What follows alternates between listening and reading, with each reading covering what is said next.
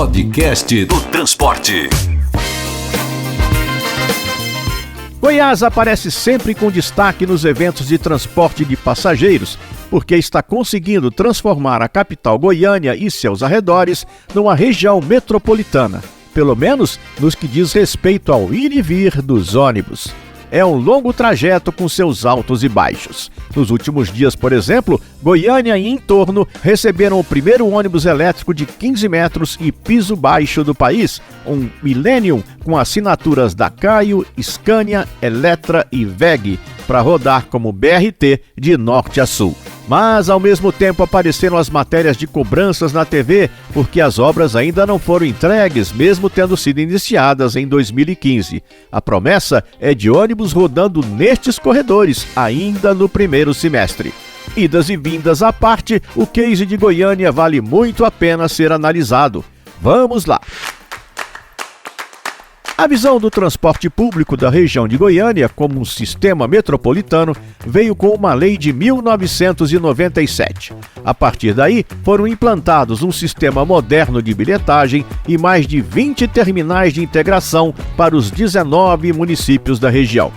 Por falar em 19, veio a Covid-19, que derrubou o transporte público em todo o país. Mas em Goiânia foi diferente. As empresas ficaram sem passageiros e foram autorizadas a colocar menos ônibus em circulação.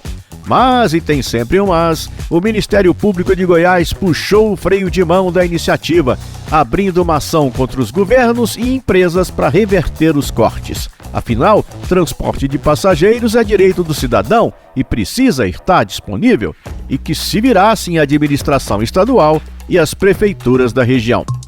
Nesse processo, o Ministério Público ainda determinou o tamanho da responsabilidade de cada um, com base na arrecadação de ICMS, conforme o Codemetro, que é o Conselho de Desenvolvimento da Região Metropolitana de Goiânia. Aí o pessoal teve que criar rapidamente um plano emergencial em que todo mundo colocava a mão no bolso para subsidiar proporcionalmente a operação. Só que aquilo que começou no susto virou um case de sucesso de subsídio, e quem conta como este limão virou uma limonada é Tarcísio Abreu, o presidente da CMTC, Companhia Metropolitana de Transporte Coletivo. Qual que era o ponto importante que precisava ser ajustado? A questão do financiamento do transporte público. Nós nunca tivemos subsídio no transporte público. E aí foi feito um movimento com o governo do estado de Goiás, junto com a Prefeitura de Goiânia, e envolveu o senador Canedo e a Aparecida, para que a gente pudesse reformular essa legislação. Então foi a Lei Complementar 169, de 29 de dezembro de 2021, que criou esse novo arcabouço. Nós pegamos essa mesma referência, essa tabela do Codemetro, e aplicamos na Lei 169. Com o caminho pavimentado, o subsídio virou um aporte permanente. E o presidente da CMTC de Goiânia detalha, então, o tamanho da diferença que passou a ser coberta e a mordida que cada um leva nos cofres. Hoje a minha tarifa técnica é R$ 7,72 e minha tarifa de usuário é R$ 4,30. A diferença eu pego e divido nos percentuais. 41,2 para Goiânia, 41,2 para o estado, 9,4 para Aparecida de Goiânia, e a parte do senador Canedo, que era 8,2, agora, no final do ano passado, incluiu Goianira e incluiu Trindade. Então, a parte do senador Canedo de 8,2 ficou dividida entre o senador Canedo, Goianira e Trindade. Eles geram a fatura, caminham isso para a CMTC, eu acompanho, eu fiscalizo, controlo, e no final de cada mês eu gero um relatório de tudo isso e encaminho para as prefeituras e para o governo do estado o valor a ser pago de subsídio dentro do seu percentual de acordo com a lei estabelecida. Mas ninguém teme levar um cano? Tarcísio Abreu confessa que, para não correrem esse risco, eles conseguiram criar um gatilho anticalote.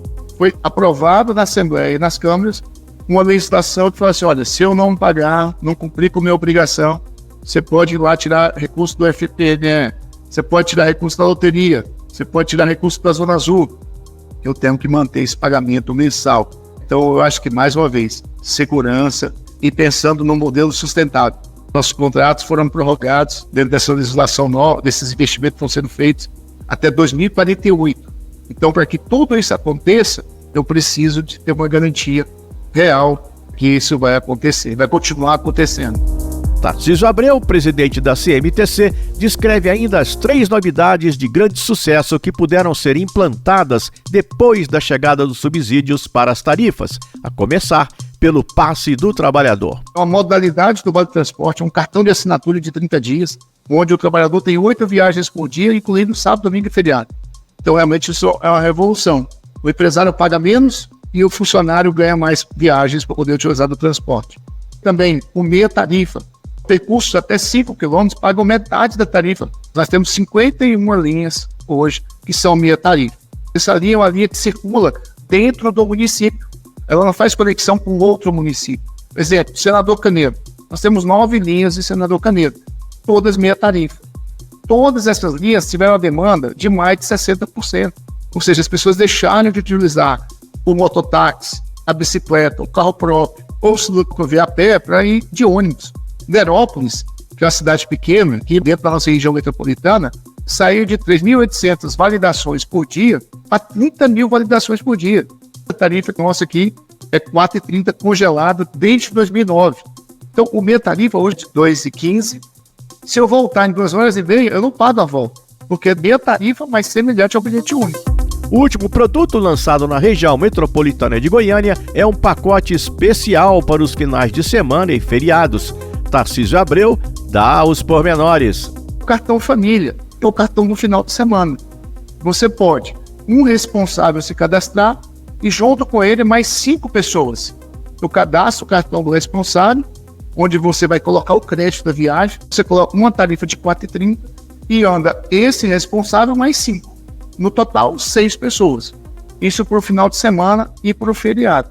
Então você pode ir para o zoológico, pode visitar uma família, você pode ir para o shopping, você pode fazer o que você quiser no final de semana, a sua família toda, pagando apenas uma tarifa para ir e mais uma tarifa para voltar. Você tem direito a fazer 4 viagens dessas por dia. Resta ainda perguntar para o Tarcísio Abreu como é que fica a questão do controle e da transparência. A tecnologia precisa dar conta dos vários modelos, cartões e tarifas, e esta conta complicada precisa fechar certinho. E aí, como é isso na catraca? Toda validação tem subsídio tarifário do transporte público, sem exceção.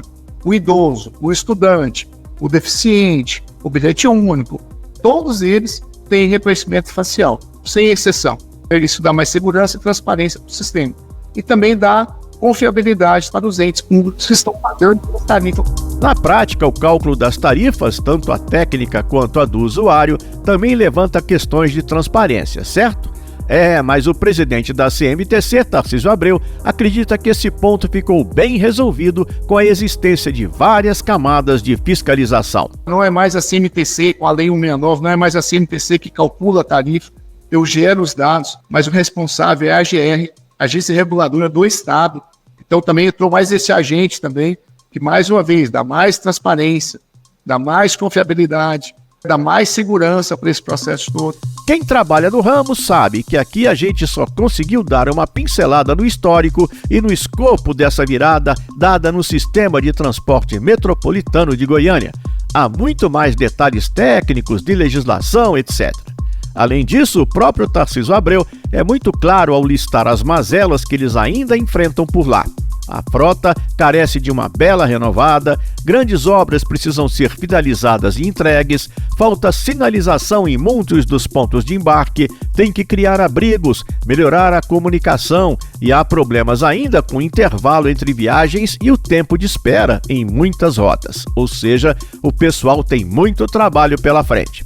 Mas deram um passo significativo e continuam atentos, estudando, conhecendo outros projetos, se movimentando para acertar cada vez mais. E a gente torce para que os próximos prefeitos, que os futuros governadores do estado, enfim, que os políticos permitam que a continuidade aconteça. Podcast do Transporte.